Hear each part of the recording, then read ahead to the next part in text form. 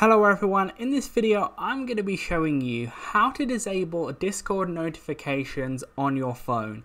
So this will be for Android phones, iOS devices like the iPhone, etc. as well. It's going to be the same process whatever mobile device you're using.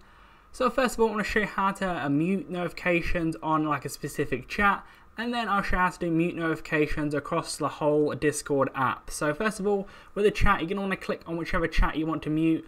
Then, as you can see here, once you're on there, you want to go onto the chat right here. Then you want to click on the two little people at the top right hand corner there. Then that's going to bring up this menu, and then you'll see the settings cog. You want to click on that.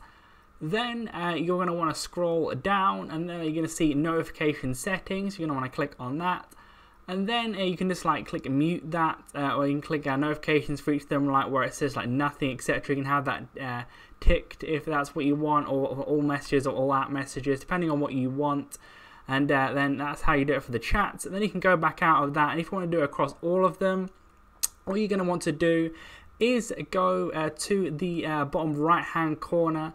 That's going to bring up this page right here, and then you're going to want to scroll down until you see where it says app settings, and the bottom there it says notifications. Click on that.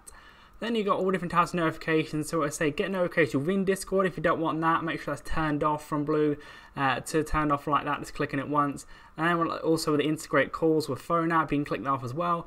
And then you can disable notifications outside of Discord as well by clicking on that. Then that will bring you to the Discord thing here, and then you can click on the notifications on your phone.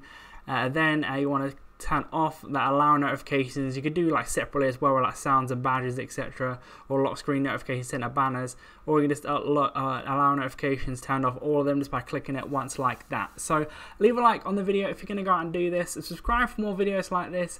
Click on screen to see my how-to videos on the Discord app and other videos similar. But that's it for now. I'll see you on the next video.